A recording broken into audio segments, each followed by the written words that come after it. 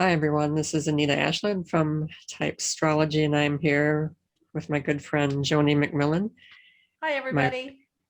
She's a fellow type astrologist, and we're here to talk about Mercury in Taurus. We kicked off a series last month with Mercury in Aries, and now already Mercury's in Taurus. So we have some slides to start out with here.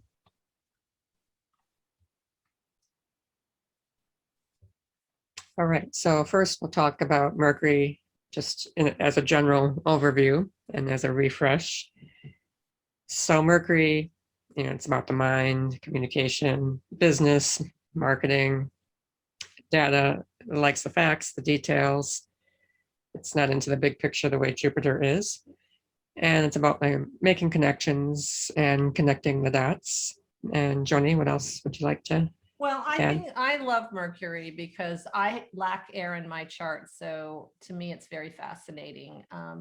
Just because you don't have certain signs that are active in your chart doesn't mean you do not possess them. It might be something you have to be more conscious of, or it's just some kind of weird characteristic or personality trait, that comes out in your personality. But I tend to think of Mercury as being the way you think and the way that you express yourself. In typology, it comes into the thinker or the perceiver. I was talking to Anita a little bit earlier about how you really can't compartmentalize the functions, but because in the real world, they're all kind of coming together all the time. But for these purposes, we can say Mercury is the thinker, and adding the element or the sign and the element gives you a lot of insightful information. And what house placement it's in also gives you an enormous amount of insightfulness. So go ahead, Anita. Yeah, absolutely. And also the planet that rules the sign. So yeah, so that's a general overview. And now we'll take a look more specifically at Mercury and Taurus. Here, just quick show you the chart of April 20th, which is when the sun and when both sun and Mercury will be in Taurus. You'll see it down here. So that just gives you a little visual. And look at all of that Taurus. We love it. Go back to that, Anita. Yeah, let's look at that. So before we go further, let's mention that we're just coming off of a big Aries season, right? So all that fire, all that initiation, it's spring, people want to get outside, ride their bikes. Also, temperament has been under fire, literally. And I know that a lot of the people that I interact with, they themselves feel more impulsive in their communication. They felt more impulsive, and I think that happens. It's kind of like the spring season, especially in the northern hemisphere, where people just feel Aries like, and to use that energy, because that's like how you can actually use the cycles per month, is that use those cycles. It's just like, don't try to hibernate when there's all this fire going on, right? It doesn't make sense to do that. So I always use it to push me, because I'm heavy laden in Taurus, and so I need that fire behind me to kind of light up. So I always look forward to the spring. But having Mercury in Aries, well, that can not always be problematic, but what it can be is that people have road rage, and they have a sharp tongue, and they're very impulsive in what they're thinking, and they just act or say things very rashly. I notice that all the time during times when Mercury is in a fire sign, particularly when it's doubling up, in Aries. So now everything is going to start calming down a little bit.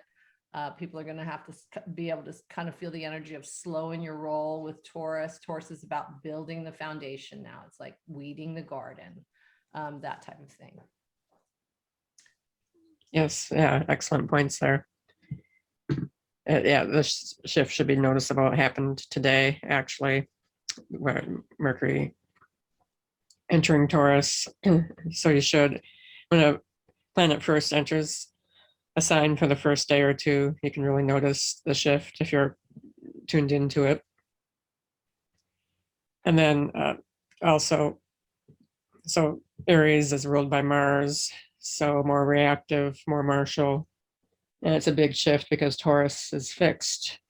We did not run this slide through Grammarly, girl.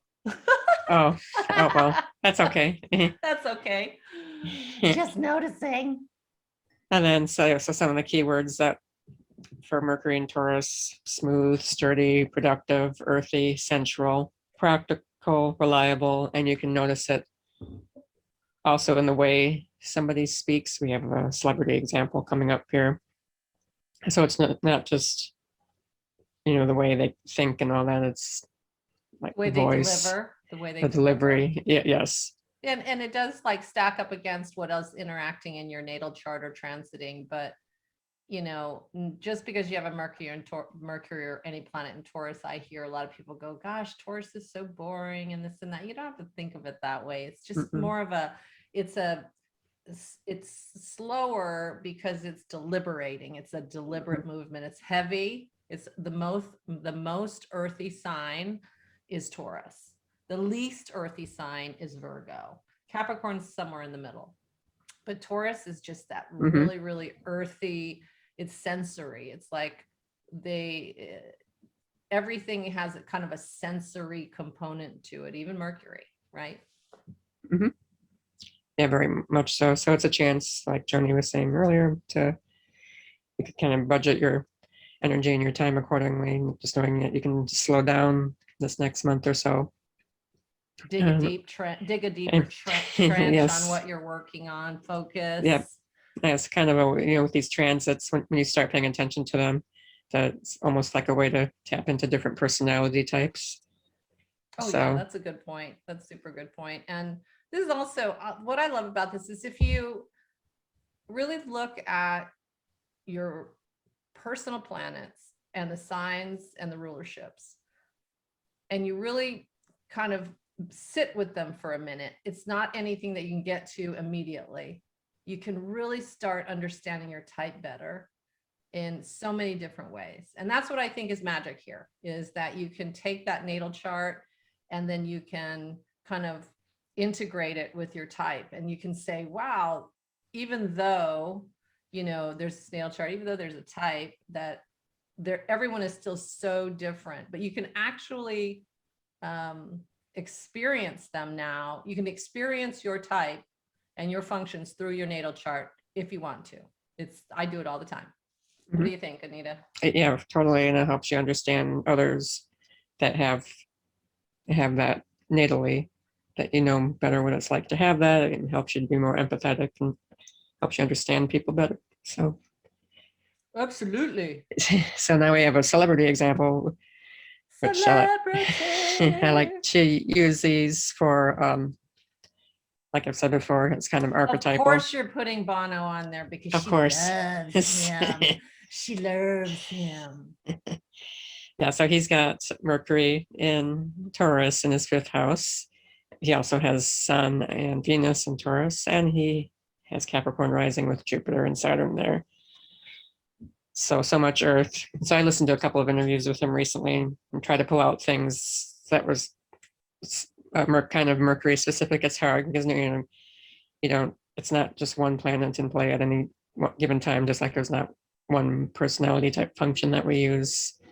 We don't use them in isolation, but these are pretty well, like where he talks about here how he's a salesman of ideas, songs, melodies, Mercury, sales, marketing. And I like how he describes songwriting up here. Songs are like organizations, they have coherence.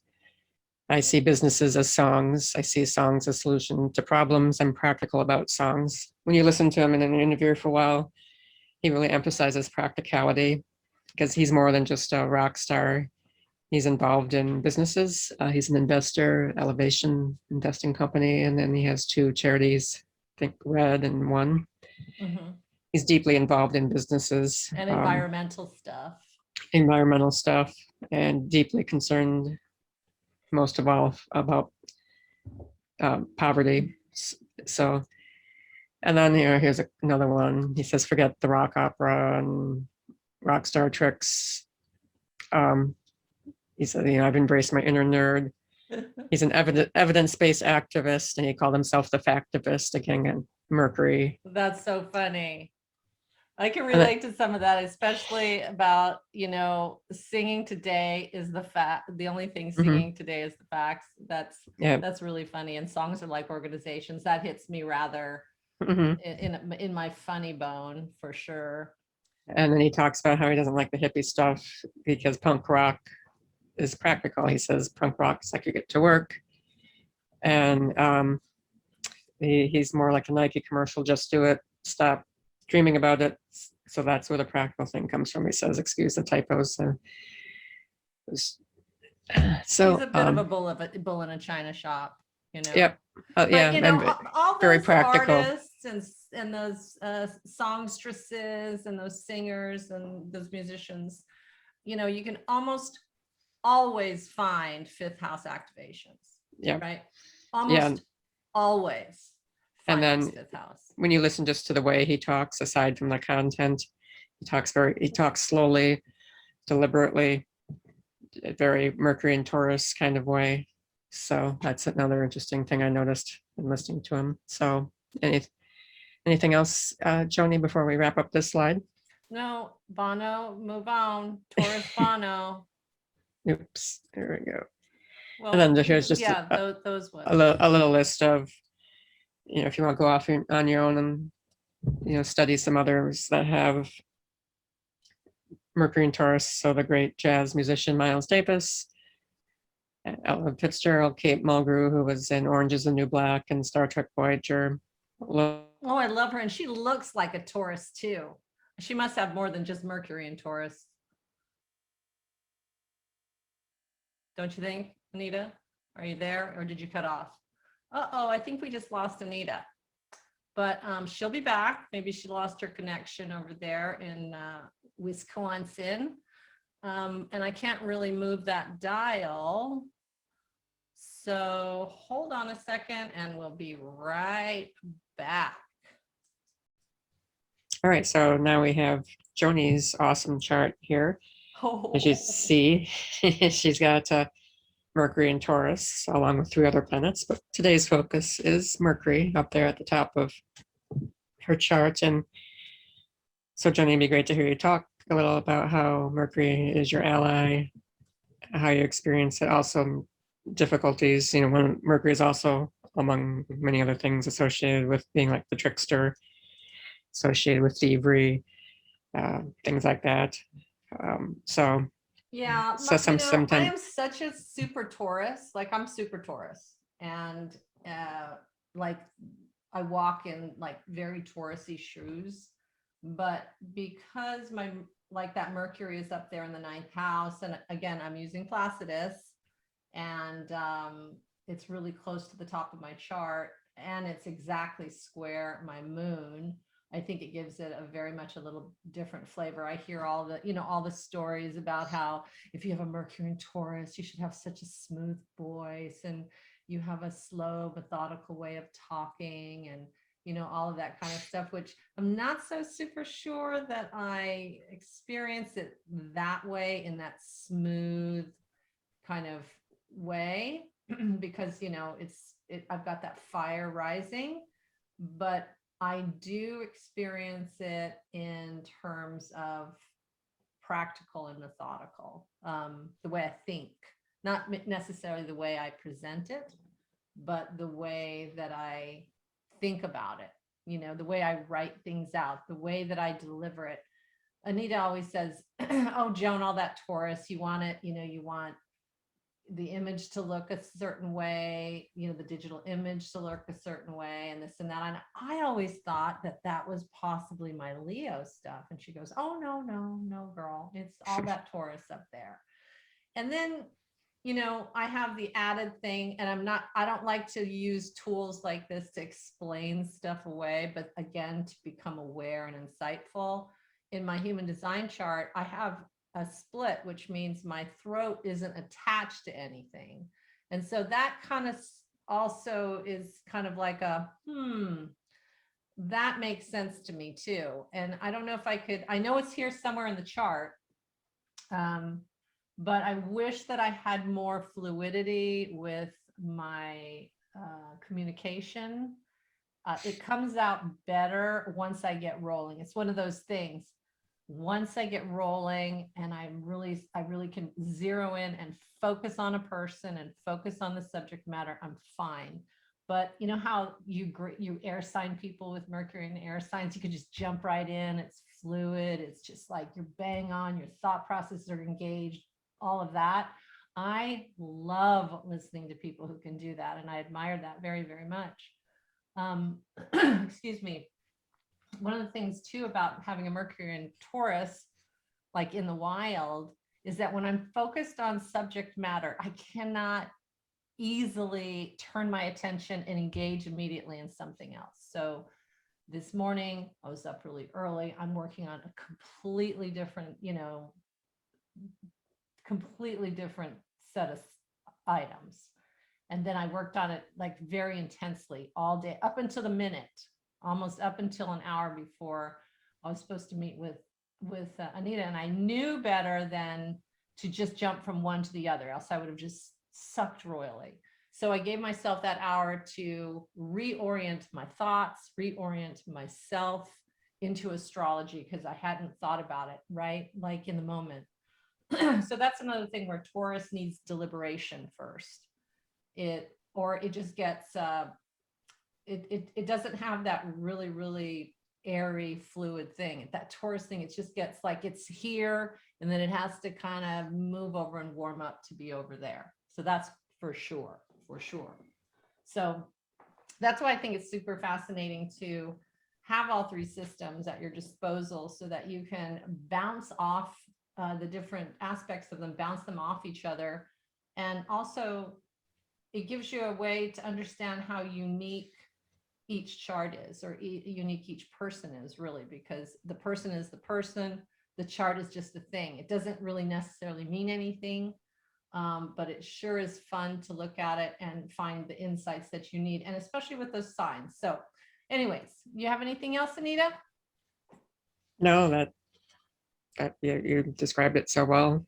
So Anita's so great because she's super Gemini, right? She's got all this Gemini stuff going on, and she can engage easily, and she can think about things and think them through really fast. And me, I'm just like, wait a second, I have to digest for a second. I need to set something up properly. I'm like, in my mind, there's a very methodical approach, a very practical thing. And also, I don't really want to study something unless it has any application in the real world.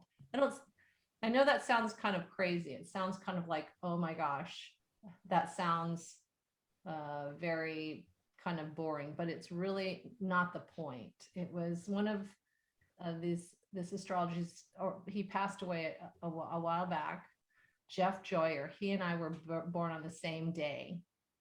And if you follow Rick Levine or anything, him and Rick Levine were really good astrology best friends for decades and decades. And we used to always laugh because he's just like, Joni, we just are that slow moving Taurus, and there's just not a lot you can do about it. So you have to learn how to kind of accept those, I don't want to call them limitations, but accept kind of the flavor of the Taurus energy, or whatever energy you hold a lot of, and then work with it rather than fight against it, because it's not necessarily a blind spot. It's just something that you have to kind of accept yourself, accept that part of your personality or the way you do things, so that you can make decisions and set your life up so that you incorporate how it is you do things. And so that's why you can't do things like someone else does things. No one can do that. They try, but it kind of doesn't work like that. Does that make sense? Yeah, it makes total sense. So that's what I've seen in you: slow to get started and to initiate, but and once you get started, oh my gosh, I am my non-initiator is like, it's so, I don't want to say it's broken, but I'm going to be funny. It's broken. Like, I can jump in the middle and I can finish, but that starting something, oh my God.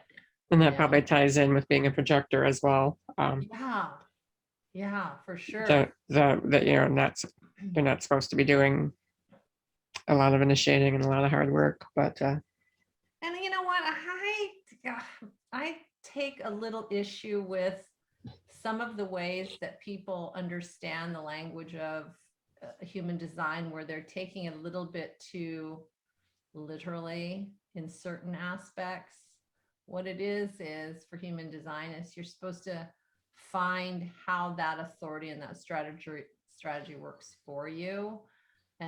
But if you get too bogged down in the language of it, it can really, really send you into like not a very productive spin. You know what I mean? So, especially for projectors, it's like projectors are not supposed to sit around and wait. That's not the point. They're supposed to dive into stuff. They're supposed to do it without any attachment. They're just supposed to be like almost like an Aquarius, like you do it, but you're really, really detached from the outcome. And but anyways, that's a whole nother conversation. yes, Anyways, that is. everybody, thank you so much for watching if you're watching. And if you have any other topics you'd like us to discuss, we'd love to hear from you. Thank you and have a great day. Yeah, and if you have Mercury and Taurus in your chart, let us know in the comments how it works for you. Yes. And then next month, we'll be back with Mercury and Gemini. I have that placement, so the two of us will talk about that. And then, yeah, any other topics, let us know. And look in the description below for links to our Facebook group and other goodies down there in the description. So, all right. Happy Taurus. Take care. Happy Taurus.